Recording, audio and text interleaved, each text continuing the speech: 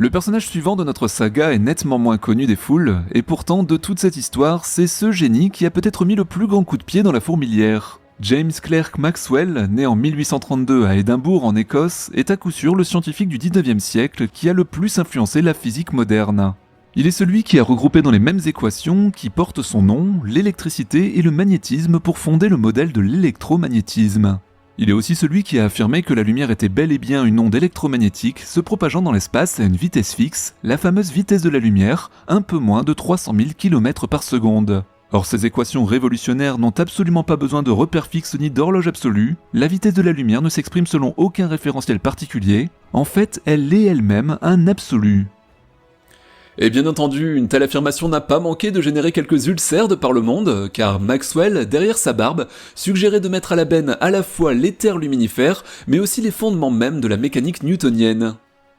Et malheureusement pour le bon sens commun, il avait entièrement raison, car s'il existait un éther luminifère, un repère absolu à partir duquel toutes les trajectoires se mesurent, la lumière, dont la vitesse dans le vide est une constante, aurait dû être influencée par le mouvement de la Terre. Je m'explique. En supposant la vitesse de la lumière toujours la même par rapport au Soleil, si on la mesure dans un laboratoire selon un axe parallèle au mouvement de la Terre sur son orbite, 107 000 km/h tout de même, on devrait trouver une valeur différente de celle mesurée perpendiculairement à ce mouvement.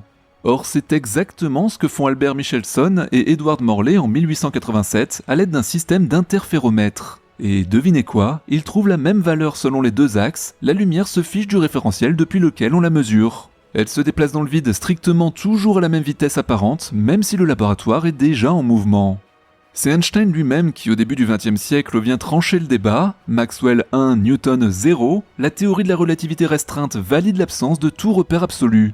La lumière n'a définitivement besoin ni de support matériel ni de référentiel privilégié pour vivre sa vie et se déplacer à sa propre vitesse. Adieu l'éther une bonne fois pour toutes, place à un nouvel univers de relativité.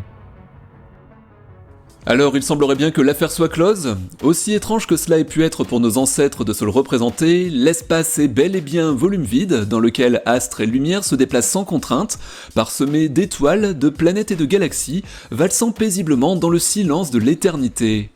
Détrompez-moi, c'est ça l'image que vous vous en faites? Parce que si c'est le cas, désolé mais vous pourriez bien être encore assez loin du compte, et l'univers ne ressemble peut-être pas à ce que vous imaginez, car malheureusement, le vide n'existe pas.